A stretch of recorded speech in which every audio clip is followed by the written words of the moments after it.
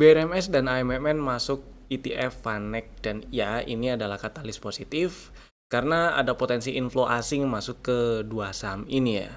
Tonton sampai selesai video ini karena saya nanti akan jelaskan tentang apa itu Vanek Gold Miners ETF dan respon market sampai hari ini, penutupan market ke dua saham tadi.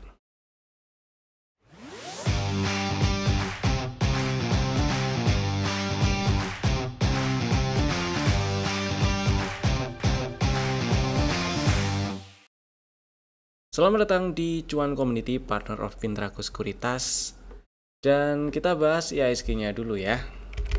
Yang hari ini masih menguat sih, sisa 0,8%, tapi menguatnya tadi sempat naik sampai ke 7842.3. Higher low candle-nya dan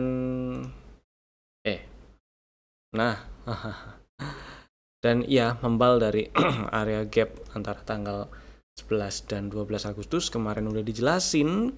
Kemudian IHSG saya masih menganggap koreksi beberapa waktu belakangan ini itu masih sebagai technical correction aja selama dia nggak ke bawah 7448 ya. Kecuali IHSG ke bawah 7448 maka ada peluang yang lebih besar untuk turun lebih dalam. Entah itu ngetes 7000 bulat atau malah ke 6000-an lagi ke bawah 7000. Dan ya skenario yang paling dekat karena sekarang ini kondisi stabilitas politiknya belum balik lagi ya, belum kondusif, maka kemungkinan skenario terdekatnya selain breakout 8000 menurut saya adalah selama dia nggak ke bawah 7448 ya, berarti sideways lah antara range 7550-an atau 7548 ini kemarin low-nya, dan tertingginya di 8017. Mudah-mudahan cepat di breakout. Mudah-mudahan kondisi di Indonesia di kita sekarang ini cepat-cepatan kondusif gitu ya, supaya market juga kondusif lagi. Tetap stay safe buat yang lagi trading jangka pendek terutama ya. Trading jangka pendek tetap stay safe, stop loss, trailing stop, take profitnya apalagi jangan lupa dipasang, jangan lupa jualan kalau udah cuan. Dan sekarang kita akan bahas saham-saham yang udah kasih cuan. Kita happy cuan dulu lah ya. Ada beberapa saham yang udah kasih cuan. Ada 3 saham yang mau saya bahas ya. Pertama ada Java. Ini saham ini dia. Ini saham masuk ke dalam list rekomendasi di Agustus kemarin tanggal 19 dan langsung dapat barang di tanggal 19. Belinya di 15.15. Alhamdulillahnya langsung membal dan cukup lancar ternyata ya. Cukup lancar. Sekarang hari ini lunas target TP 1 di 17.40, hanya persis 17.40. Buat yang pasang order sell-nya atau take profitnya di 17.40 saya nggak tahu kejual atau enggak ya, tapi buat yang masih ada barang dan masih mau simpen, pasang trailing stop lah, seenggak-enggaknya pasang di 16.80 boleh. Jadi ya kalau ternyata besok balik arah si Javanya mudah-mudahan masih bisa exit dalam kondisi cuan atau selamat gitu ya. Mudah-mudahan sih masih bisa lanjut ke 1800 karena di sini area 1790-an 1800 ini ada area order block yang belum dites. Rasanya sih masih bisa ke sana ya. Kita lihat ntar lah. Begitu Java berhasil breakout 1745 ini bagus. Tapi paling enggak intinya adalah hari ini happy cuan dulu lah. Buat yang udah jualan mungkin udah laku gitu ya. Happy cuan si Javanya. Yang kedua ada BDKR. Ini adalah saham yang tadi pagi di spill waktu live Instagram pagi, kita fast trade gitu ya. Buat kalian yang pengen ikut live trade pagi di Instagram, link Instagram kami ada di deskripsi di bawah. Follow dulu aja biar ada notif kalau kami udah mulai live-nya. Nah ceritanya tadi sekitar berapa ya, 153an kalau nggak salah ingat saya, 153 154 lah sekitar itu, dan sempat naik sampai ke 171 karena tadi di spillnya itu untuk fast trade. Exitnya sih masing-masing bebas ya, paling enggak dari 153 ke 162 harga penutupan sekarang itu udah lumayan. Dan kalau misalnya masih ada barang, trailing stopnya pasang di 159 gitu ya. Jadi kalau besok kempes itu exit dulu aja nggak apa-apa. Kemudian ya, Happy Cuan BDKR. Yang ketiga ada Archie. Sebenarnya ini barang kemarin tujuan belinya untuk fast trade, tapi ya kesangkut dulu, cuman belum kena stop loss. Karena belum kena stop loss, jadi ya udah di hold dulu, nggak masalah gitulah ya. Hari ini tutup di 845, ya itu udah ada gain, boleh dijual. Tadi udah di spill buat yang kemarin tujuan belinya cuma untuk fast trade, ya boleh dijual. Nah, buat yang masih ada barang, trailing stopnya pasang di 810 aja, nggak apa-apa. Mudah-mudahan masih lancar ke atas ya, ke 900 arahnya sih. Kalau sekilas kelihatannya bukan kelihatannya, kalau kita lihat sekilas gini, uptrend masih berlaku gitu ya, maksudnya masih belum batal. Mudah-mudahan bisa lancar ke 1000 sih malah ya. Oke, sekarang kita bahas stock ideas kemarin. Ada 3 saham. Yang pertama ada Akra. Akra ngantri di 1185 kemarin strateginya dan belum dapat barang. Hari ini low-nya baru nyampe 1190, jadi ya ditungguin dulu aja di 1185, nggak apa-apa buat yang masih minat ya. Stop lossnya itu kalau tutupan di bawah 1130, belum dapat barang, jadi ya tunggu dulu aja lah.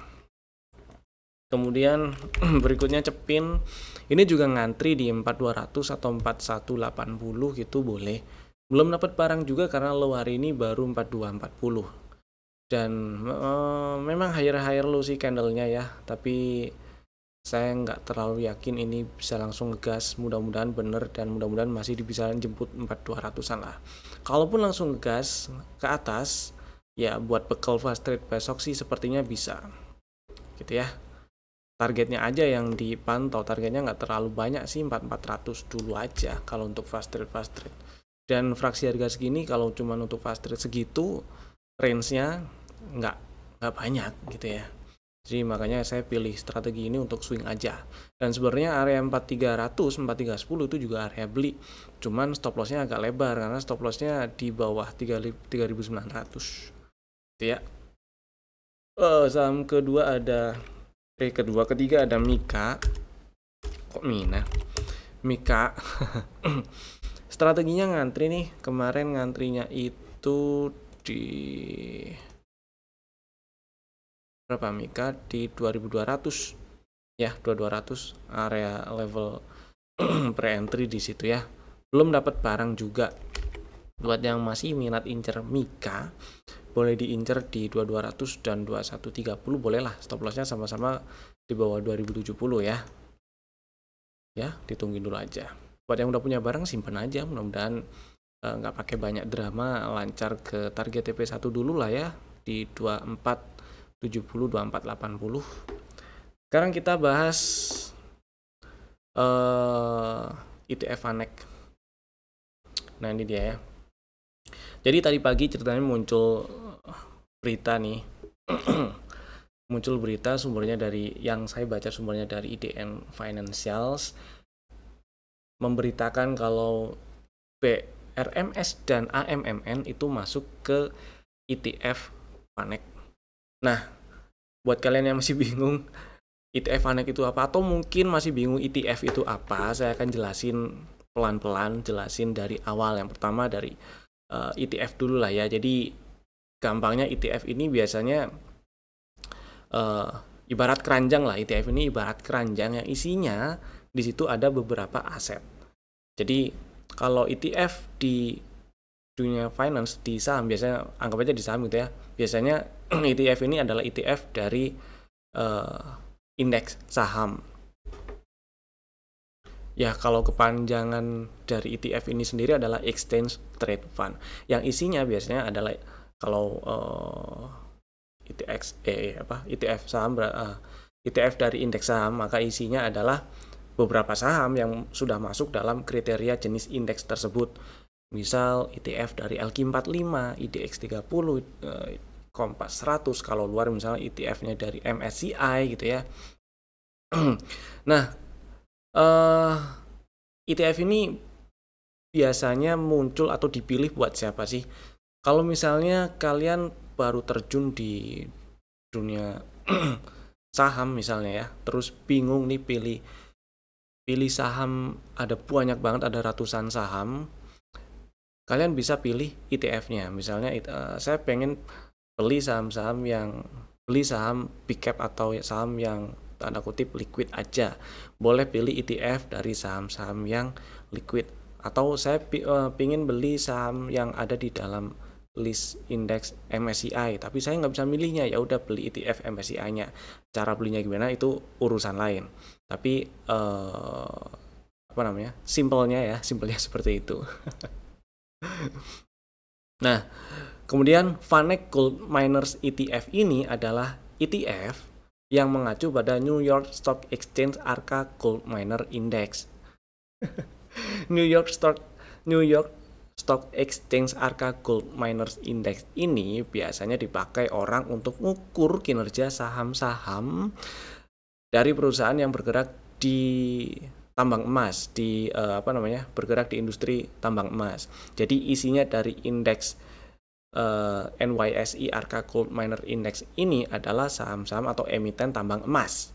Itu ya, emiten tambang emas. Jadi bukan emasnya tapi emiten tambang emas.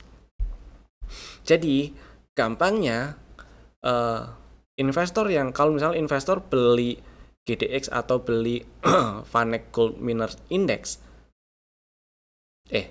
beli VanEck Gold Miners ETF maksud saya, maka dia portofolionya itu bergantung pada kinerja dari emiten-emiten atau dari perusahaan-perusahaan tambang emas yang ada di dalam New York Stock Exchange Arca Gold Miners Index. Paham ya? Agak belibet, ulang-ulang aja videonya kalau masih bingung. Dan kalian juga bisa langsung baca sendiri di sumber berita yang ada di sini. Ya.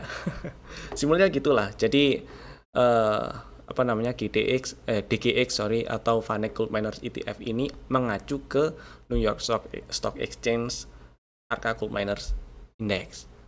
Jadi dia akan beli saham-saham, bukan beli saham-saham ya. Jadi isinya itu adalah saham-saham yang bergerak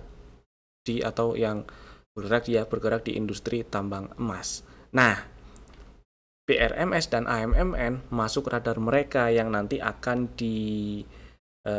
rebalance atau efektifnya nanti di 19 September ya. Perubahan pada acuan GDX akan mengalami perubahan pada acuan indeks tujuan investor dan strategi setelah penutupan tanggal 19, berarti efektifnya itu kalau 19 September hari Sabtu, hari Seninnya tanggal 23 ya. 23 September itu efektif. Kurang lebih kayak gitulah.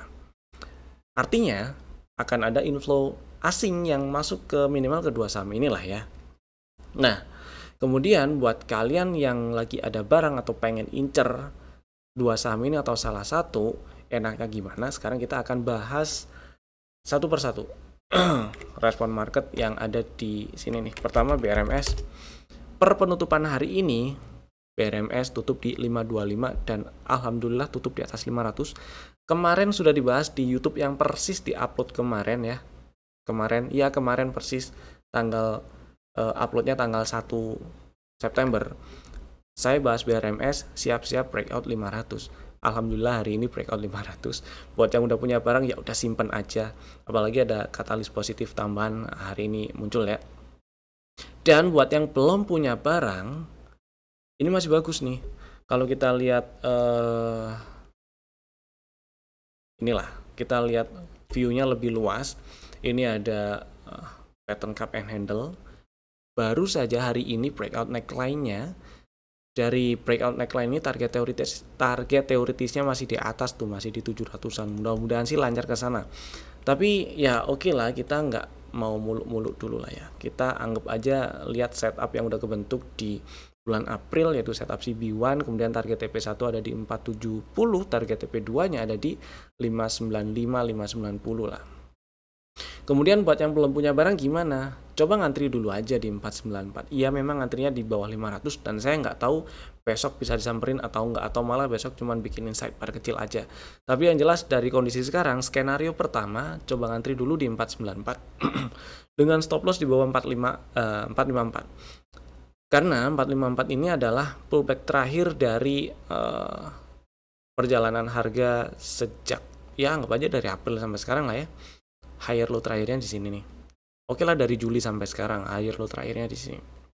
Maka selama enggak ke bawah 454, peluang untuk lanjut ke atas ke arah 600 tuh masih lebih besar si BRMS. Jadi buat yang minat, skenario pertama atau strategi pertama ngantri di 494. Buat yang minat belum punya barang, ngantri dulu 494. Skenario kedua, pantau buat bekal fast trade besok pagi, yaitu ya ini kan di hourly kelihatan inside bar gitu ya. Kemudian kalau besok langsung ngegas nih nembus ke atas 530, ya oke lah buat fast trade gitu ya. Gitu. Ini BRMS, strateginya tadi udah jelas, ngantrinya di mana, kalau belum punya barang ya stop lossnya di mana dan targetnya di mana. Kemudian yang kedua si AMMN. Oke, si AMMN ini kalau kita lihat dari Juni sampai sekarang bisa dibilang sideways ya, range-nya di range 7225 sampai atas berapa itu 9225.